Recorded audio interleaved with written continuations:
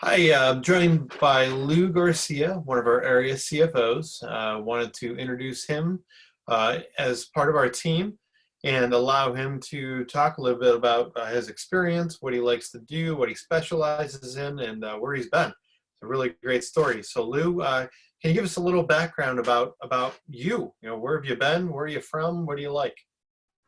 Hi, everyone. I'm Lou Garcia, as Ryan said, and I'm originally a New Yorker. Was born in the Bronx and grew up on Long Island, uh, but I found my way to Ohio for college. So I went to the University of Cincinnati, spent 5 years there, and then went off to graduate school over in Bloomington, Indiana, at Indiana University.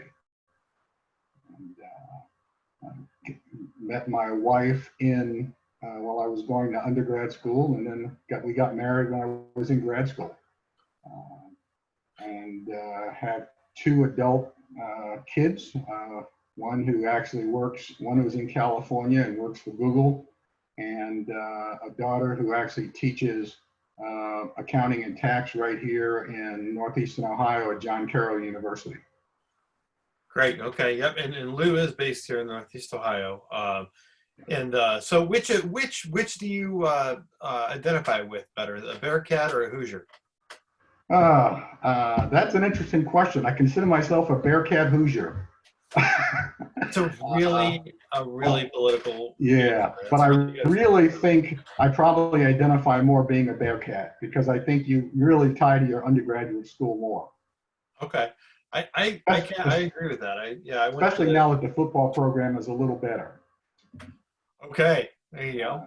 And IU's is never very good. All right. So, So tell me a little bit about professionally where you've been, and I won't spoil it. I'll let you tell everybody what you like. well, good. I started my professional career right after graduate school. Spent the first 25 years of my career in the large, big corporate world, starting with Procter and Gamble, and then going to Pepsi, and finally Avery Dennison. And they were all in the finance and accounting areas. And over half of that 25 years was spent at Avery Dennison out in Lake County in Painesville. And so we lived right here in Shaker Heights, and I commuted out to Painesville every day for about 13 years. Yeah. Tell me about the fun stuff. The fun stuff. Well, the fun stuff is at the end of those 25 years, I decided it was time to shift to small companies. And I went to work in Central Ohio in Lancaster as the CFO for a company in the charitable gaming industry, and also known as Bingo. Okay.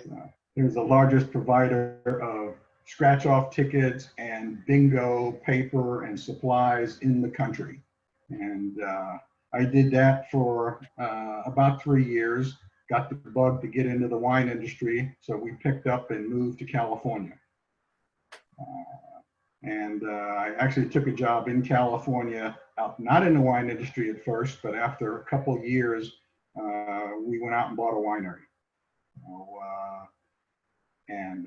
I don't know if it was the smartest thing to do since I had never made wine or anything and wasn't a farmer, but we bought a small winery in the Sierra foothills, and I learned how to grow grapes, make wine, and maybe more importantly, learn how to sell wine.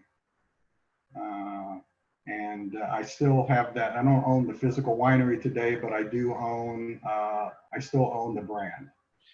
Okay. So you were in the wine business for a significant period of time. What was the number one lesson that you learned owning your own small business? What was the number one takeaway from that experience? Probably the number one takeaway was, for me, what I learned is how to run a business, how to, whether it's a big business or small business, I learned all the details of it and being hands-on. What I really learned was I wasn't going to make a living in the wine business, in that small wine business. So I went out and found another job. And that job was the CFO and the general manager of a small winery in Sonoma County while I owned my own. Did that for about 5 years, and then went out and became the CFO and controller of a larger winery in the Napa Valley. And did that until I retired about three or 4 years ago, and we moved back to Ohio. Now, one of the things that you asked me, what did I learn? I learned that I couldn't afford to retire in California. Okay. Yeah, you're probably not alone there. And so we moved back here to Shaker Heights, and I kind of focused on consulting and sales to the wine and spirits industry. Okay, outstanding. So what kind of experience do you bring to our clients, and maybe some tools that you've brought along the way with you that you would be able to share with people that can help them the most?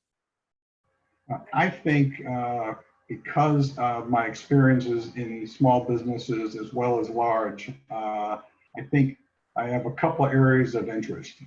One is cash management, and I think the other is operations analysis. Those are the two of the things that I really enjoy. And what I would like to be able to do is, I like digging into those areas and helping business owners grow their business, whether that is whether they want to grow it to pass it on to the next generation, or whether they want to grow their business so they can sell it and get some immediate cash out of their business. So I mean, those are the things that I like.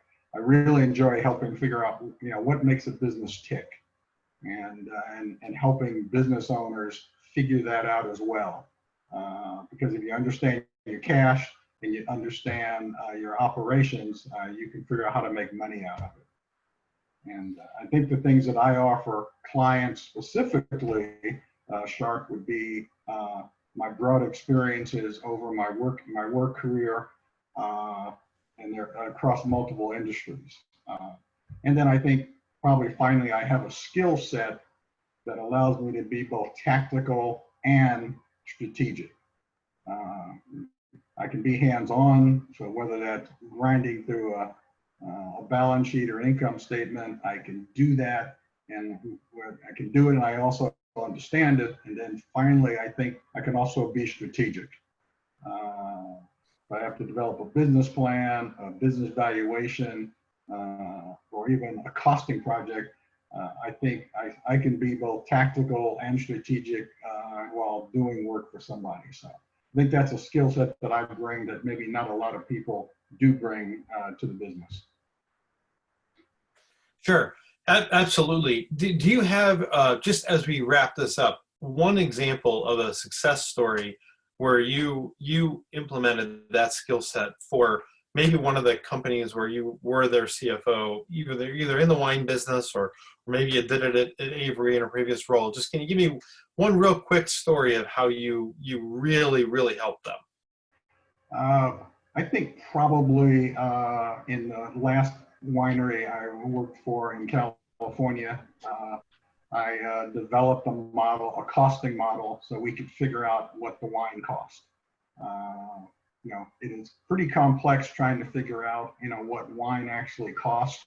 When you're crushing grapes, you own your own vineyard as well as buying grapes from other wineries, and then some wines are ready to go in 3 to 4 months, and some wines are ready to go in 2 years. And you've got all sorts of complexities on how to do that. So I think what I did there is help them figure out the cost of their wines over the couple of years it took before wines get ready to sell to a customer.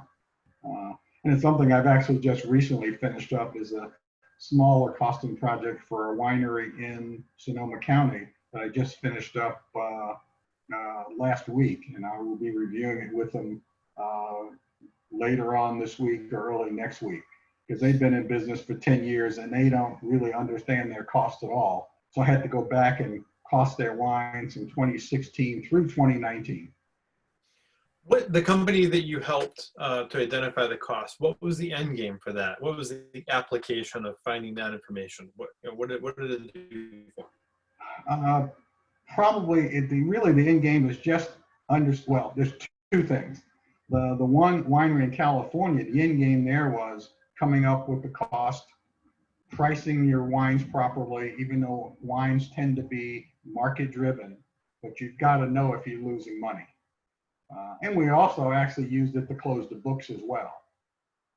The winery, the one I just finished, there the interest was more in just understanding how much their wines cost, because their wines are priced pretty high, so it's not a concern of not making money on the wine. It's really just having a good understanding of whether you actually continue to grow your own grapes or whether you buy grapes from an outside grower. Outstanding. Well, Lou, anything you wanna share with everybody that they should know about you before we take off for today? Other than the fact that I'm raring to go, call me and let's get some projects going for your business. That sounds absolutely awesome. Lou, thank you very much. Welcome.